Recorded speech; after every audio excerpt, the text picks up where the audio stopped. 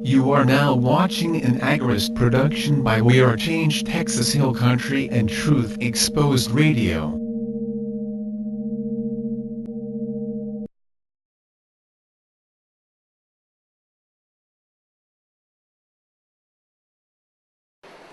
But here's the thing.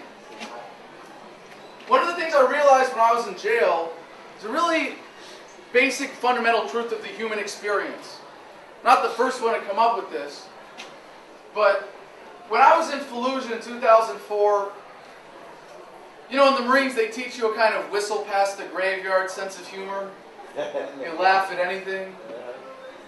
You're going to learn to laugh death in the face. And I was the guy waking up, I would sing songs and tell jokes and get all the guys on my team in a good mood before the mortars started coming into our compound. And I saw when I was in jail, it was the same thing. And I told every single guard that I could, and by the way, when you're the guy recording podcasts every night on the jail phone calling into your producer, and they all wear name tags, they at least follow the rules around you. So every chance I get, if I saw a guard coming by with a meal, or with mail, or whatever else. And by the way, you want to hear a fun story about how solitary confinement works in Washington, D.C. When it's time to take a shower, they call your number of your cell. You're in your jumper with all of your gear. They open the slot in the cell door. You hand out your stuff and they search it. Then you take off your jumpsuit, strip butt naked, hand that out. They shake that down, squat, cough, turn around, all that stuff. And then the doors were so much fun. Because I'm standing there now, newly dressed, all my gear, ready to go, ready to take a shower. And the door, they go, "Open 23!" And the door goes,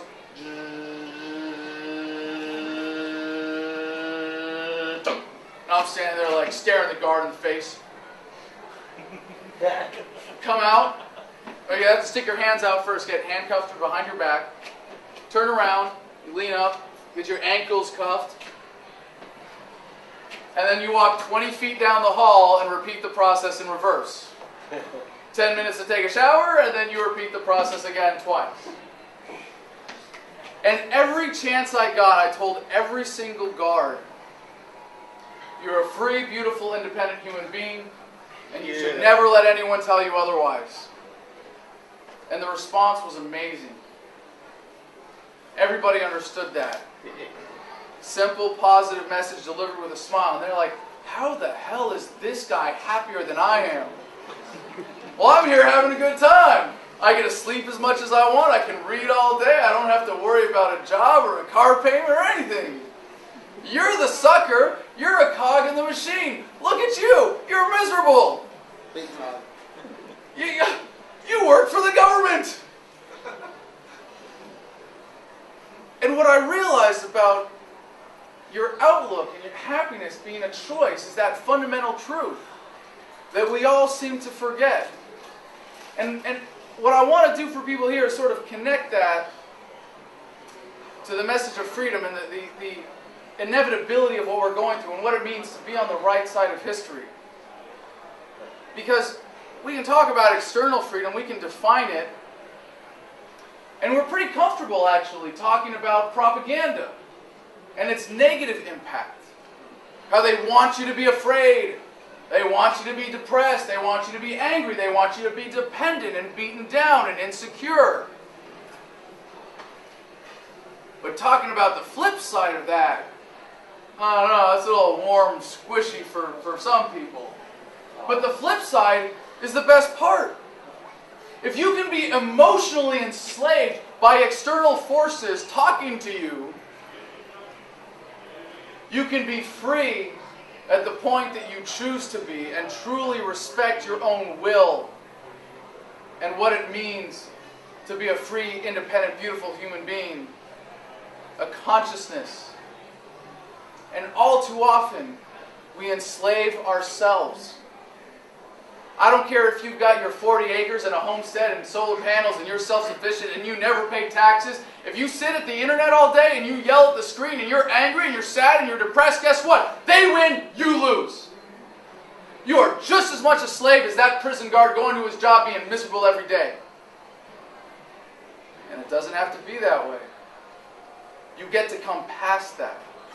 And I know a lot of people in this room are not new to this.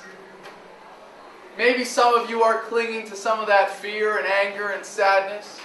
But I see a lot of smiling faces. I know people are moving past that. But about being on the right side of history, it's not just about the message of nonviolence being at the core of freedom, of self-ownership, the non-aggression principle. There is a real evolution, step forward that is occurring in the world today, with connectedness and awareness and communications technology and everything that we have going for us. When you are truly free on the inside, when you are not enslaving yourself, you can be happy with a boot heel literally on your neck. And you look up at that guy stepping on you and you smile. You think that's a happy man? When you change attitude, there's no more hate, there's no more anger, maybe a little pity, sympathy, but nothing but love for that common humanity, for that person's potential to be as free as you are.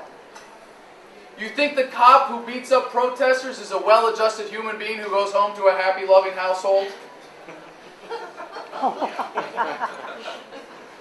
You think the politicians lying through their teeth every day don't fundamentally know what they're doing?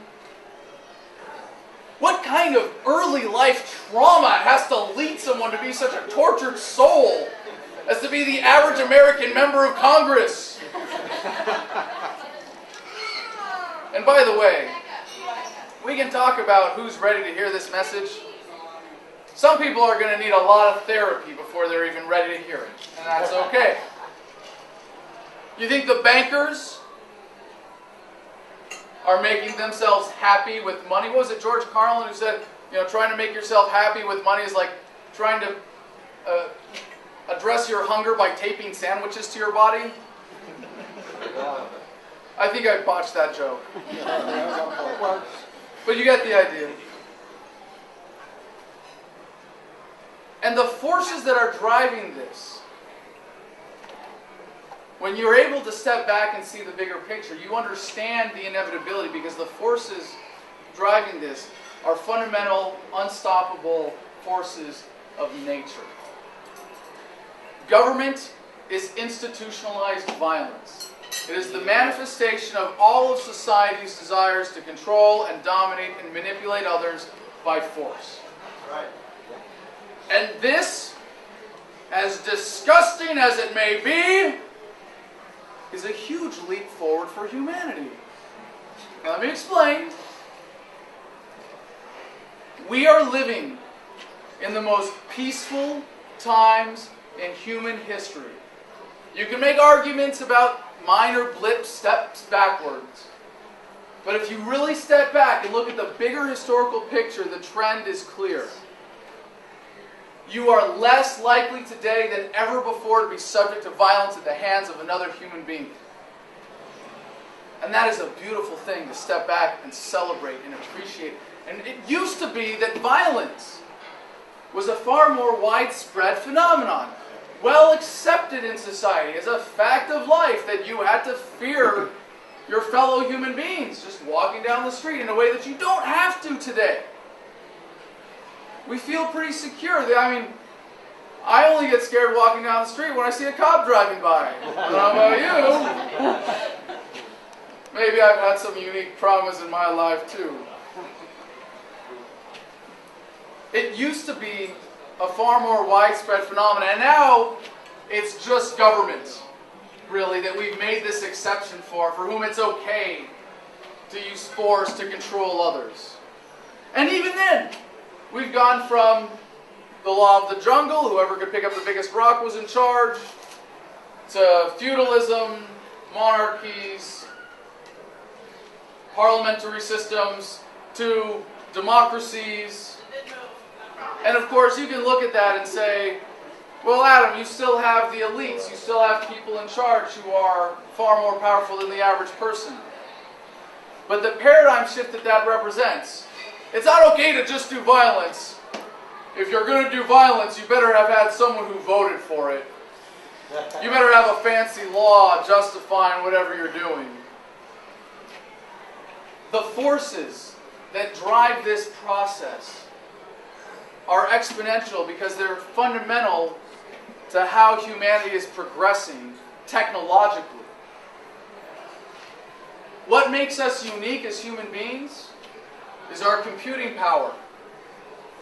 That which separates some of us from some of the rest of the animals, our ability to be rational.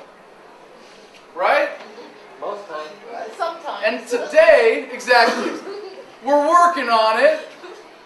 Today, we have the computing power in our pockets that used to take a building to house. And not only that, but you're connected to everyone in the world who has one of these.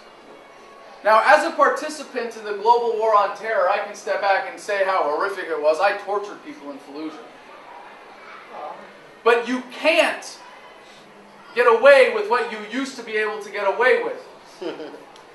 It used to be that you could get millions of dumb young men to meet in a field where none of them live and kill each other because they're wearing different colors.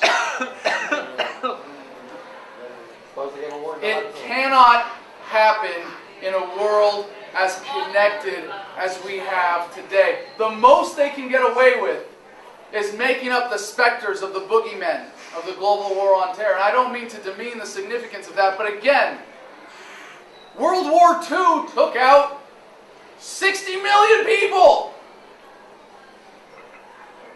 We've come a long way. And the most important single curve behind all of this is Moore's Law. Computing technology, the power of that is increasing exponentially. But even if that weren't the case, the technology that we have today, we are just starting to realize the implications of this, the connectedness that is possible. And I was very active with Iraq Veterans Against the War when I got home. Well, actually, when I got out of the Marines. And for those of you that don't know, I brought a pistol back when I went to Iraq and got in trouble for it. So I got demoted from sergeant to corporal the day after they gave me a Navy Commendation Medal for my tour. And for any fans of Chesty Puller, Yeah. you're not a real Marine until you get busted down once or twice. It was an important learning experience for me. I was just disgruntled enough to really start questioning things. And more people have that experience now.